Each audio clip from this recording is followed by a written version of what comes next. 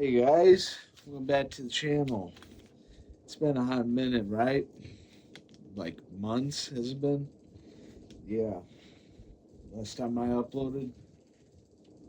Um, and I should have uploaded a video way before this for this certain topic I'm talking about today, but I just for some reason didn't do it any sooner until now. But I'm gonna talk about the draft and how the Bears did. And my opinions on how they drafted, what they could have done better, what they did good. Obviously, just typical stuff, typical draft stuff.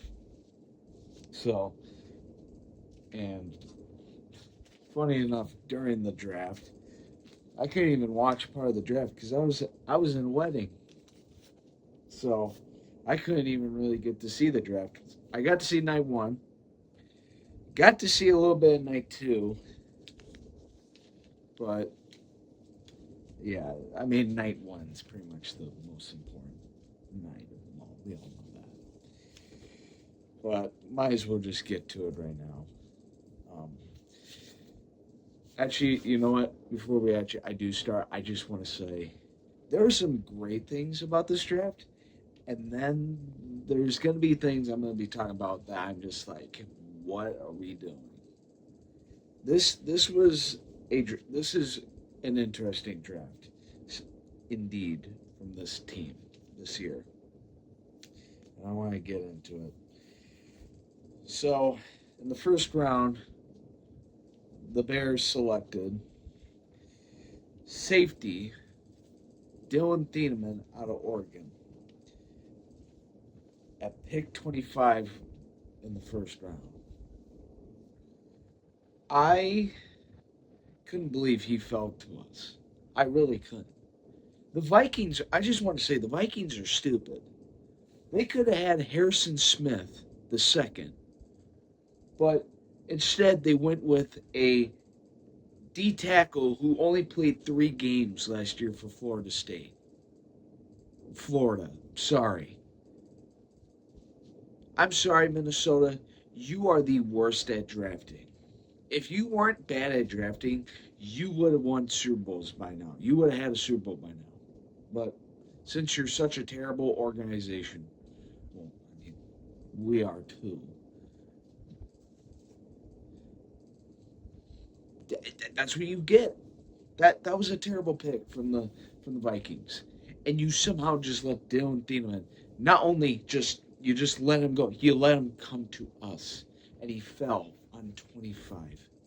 Dylan Thieneman, I wanted this pick so bad. This was one of the picks I wanted between him, Peter Woods, Kendrick Falk, just all these guys want just defense, either an interior guy, an edge, or a safety, and a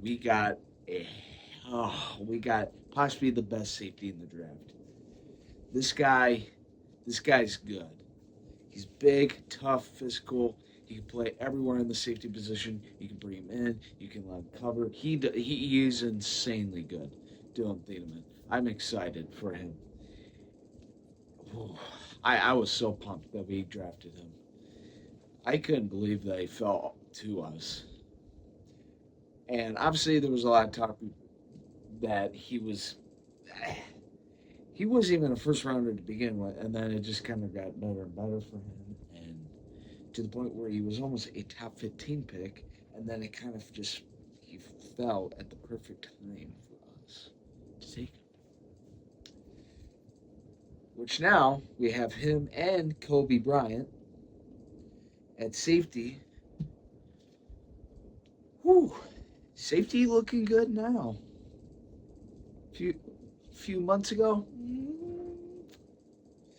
I don't know, but now it's all fixed up, looking hunky dory. So that is, in my opinion, the best pick in this draft, easily. Dylan Thieneman. He fell right to you. It was a huge need for this team, and not only that, he's just an absolute stud of a player.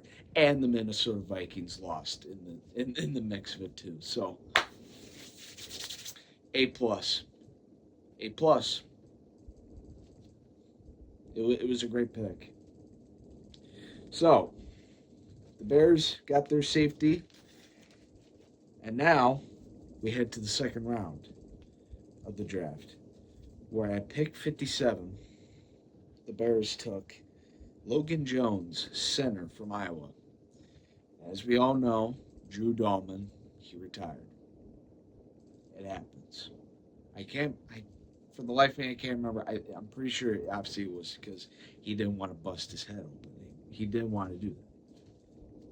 He did not want to end up, who knows, end up like a lot of football players back in the day with a lot of brain damage or concussions or whatever they had. But Logan Jones at center, this is a very good pick too. Huge need, obviously, after Drew Dahlman retired, like I said. Big guy, physical. He's basically, legitimately, they had a thing where Drew Dahlman and Logan Jones, like the combine stat, literally almost identical. So honestly, it's basically like we get a younger and cheaper Drew Dahlman almost, pretty much. Hopefully, he pans out like a Drew Dahlman. But I have high hopes. And you know what? You got Garrett Bradbury. Let me, I don't whatever they want. If they want to start Garrett Bradbury, I don't know why the hell that's hard to say. Garrett Bradbury, just let him start for the year or part of the year, and then put Logan Jones in, or do they just let them compete with each other, and then maybe one of the other beats them out, possibly Logan Jones, and starts the year? That would be huge. But this is another really good pickup. I give this an A too. So right off the bat, you got your safety of the future. You got a center for the future. You're filling it. You're full. Yeah, I'm filling up.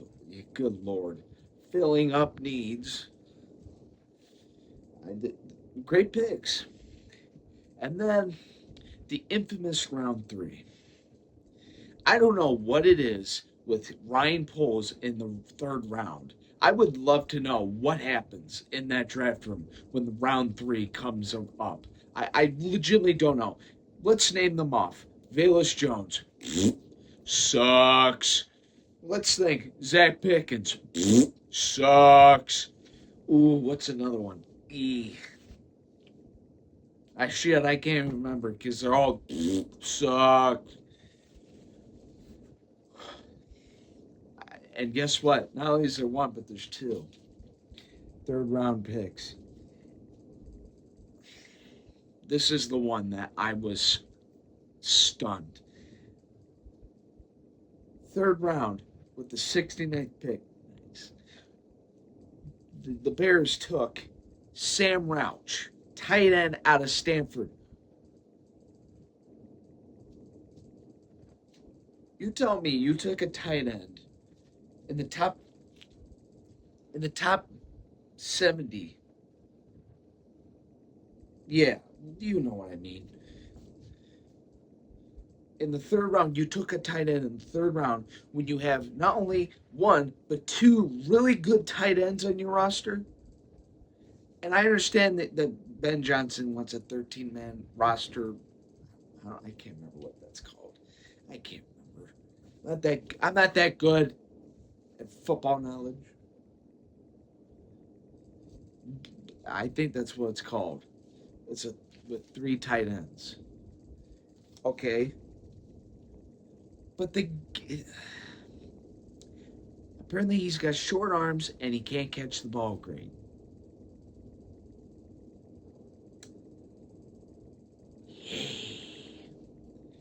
You took a tight end.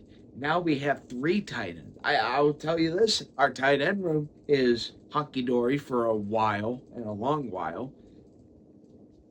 Yes, Cole Kmet is getting up there in age. Not really. He's still decently young.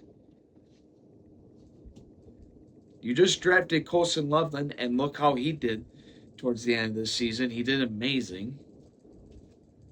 And now you pick up Sam Rouch from Stanford. I don't know what this has got to be a Ben Johnson move, not a Ryan Poole. I don't know. This is the biggest head scratcher in my opinion in the draft. I don't know what they were thinking with Sam Rouch. Yeah, I don't know. There's some good things that come out of him, but I don't know. The history in the third round, and just I don't know. We'll see. Just trust. I'm trusting Ben. I'm trusting him with Sam Rouch. Clearly, he sees something. Because why in the hell would you take a tight end now? Why that high, too? Yes, at the time there was a lot of tight ends.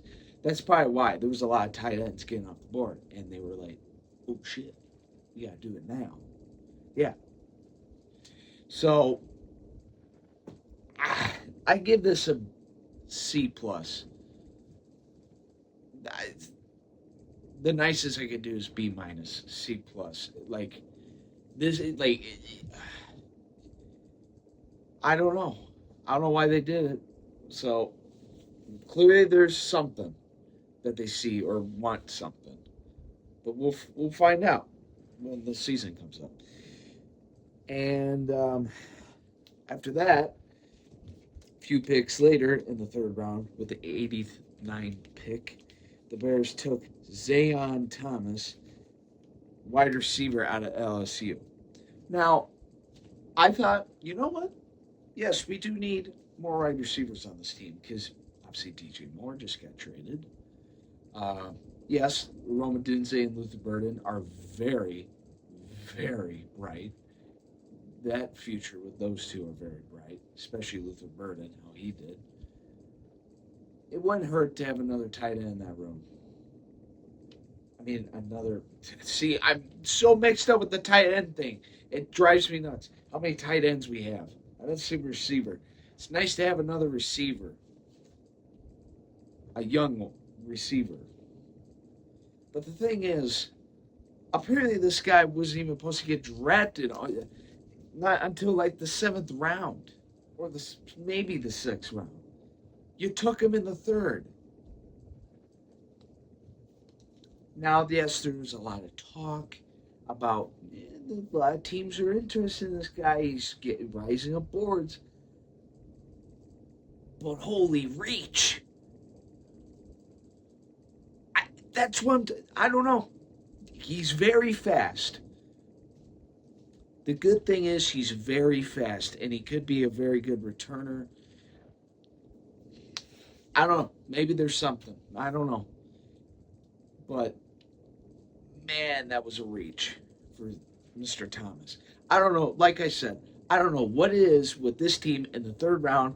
I shouldn't say this team, Ryan Poles.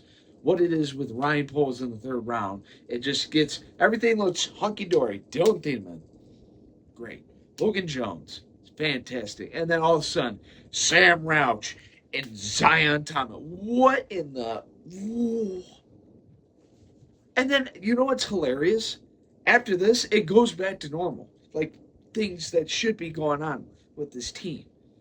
That third, I don't know what it is with the 3rd round. It's just, things go off the rails. Things just go to shit. I don't know. But I give it a C also. It was a reach. But who knows? I'm not a GM. Clearly Poles is cooking up something, or Ben Johnson. Both of them are cooking up something with Rouch and Thomas. So, I don't know. We'll see. But next, the Chicago Bears in the 4th round now, on day 3, with the 4th round with the 124th pick, the Bears took Malik Muhammad, cornerback out of Texas. Now, obviously, deaf. Good. I heard a lot of good things. Good Lord, I'm about to puke, apparently. I heard a lot of good things about Muhammad, and possibly a lot of talk that he could even be the Tyreek Stevenson replacement. That's how good it could be. I don't know. Yeah, it could be possibly Tyreek Stevenson competition coming up because Tyreek Stevenson's I don't know. So this one, I like this one a lot. Just brings depth to the roster and that corner position. Because really, all we have at corner now, after Nahshon Wright left, was Jalen Johnson, who was banged up a lot. Uh, wow, I literally said his name, Tyreek Stevenson. I forgot his name. Tyreek Stevenson, who also gets a little banged up. You just drafted Malik Muhammad. Good Lord. Who else is on the roster? I know who it is, but I can't remember their names. Oh, I'm so bad at this. But either or, def on the defense too. B plus, A minus. Great. Love it. Then we go in the 5th round with the 166 pick. The Bears took Keyshawn Elliott, linebacker out of Arizona State. Once again, depth at the linebacker position. Absolutely, gotta love it. Obviously, you got Devin Bush this offseason, and our boy Jack Sanborn has returned. Thank God. I'm so happy. Why did we let him walk? The guy is a stud. Jack Sanborn is a stud. You should have re-signed him on a 10-year, 100 mil contract. He's so good. And then obviously you got Noah Sewell and TJ Edwards, obviously. But this is a very nice pickup and more depth in the linebacking core. So this is an A. I like this. Now, you're probably wondering at this point, okay, safety. We got our safety. Okay. Got a center. Okay. For some dumbass reason, we took a tight end receiver. I don't mind, but it was a reach. And then you took a corner and a linebacker. Okay. Don't I remember correctly our front D line being absolute dookie? What the hell? I understand that the Bears saw these guys and they were like, okay, we can't miss out on this. Like Dylan Thiemann, you could not say no to that. But you didn't take anyone on the D line until now, what I'm about to say. In the 6th round with the 213th pick, the Bears took Jordan Van Dienberg, Georgia Tech, D tackle. They finally took a defensive player on the line in the 6th round.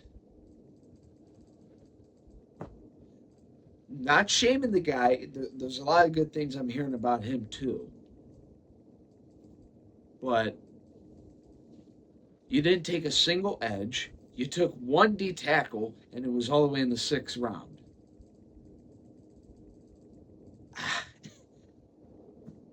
They have to.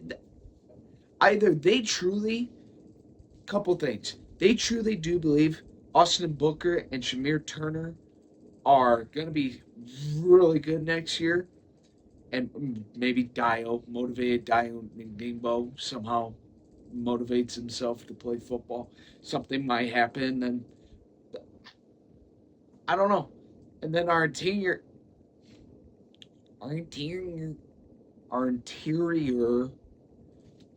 defensive line is just not much there.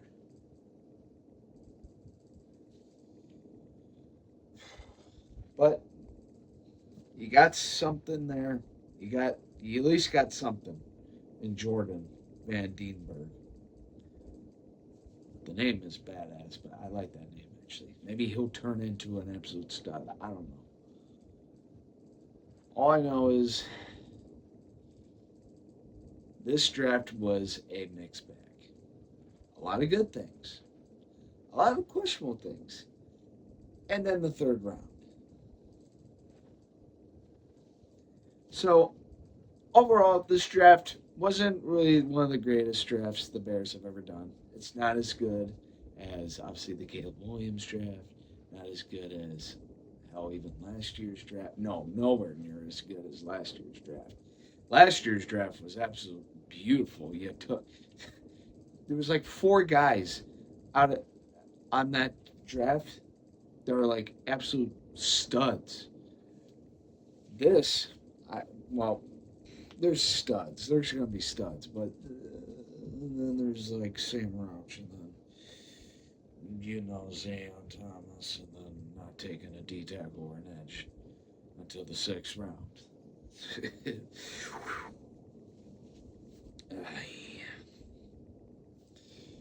it was bad. It was a good draft. You got some guys filling some needs, filled in depth. I can't say that word for the life of me. So overall, not a bad. And there goes my nose. It wasn't bad. It was a good draft. So I give it like a B.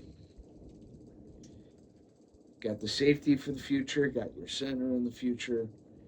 You got a lot of depth in the draft. So I give this a thumb and a whatever the hell this is, lighting a match, lighting a. This bit sucks. That bit sucked. Just it was a good draft. I give it a B.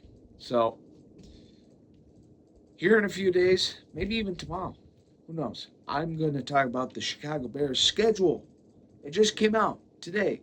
That's why I need to do this now. For, you know, I'm going to get to the schedule here soon. Let me tell you, there's some good and some bad. I would say good. Oh, actually, a decent amount of good about the schedule. So I'll get to that later sometime this week. Hopefully, maybe tomorrow, like I said. But this video is going on too long. I gotta end this. Draft went well, as always. Third round, of course, was E, but it is what it is. See y'all guys later. Bye-bye.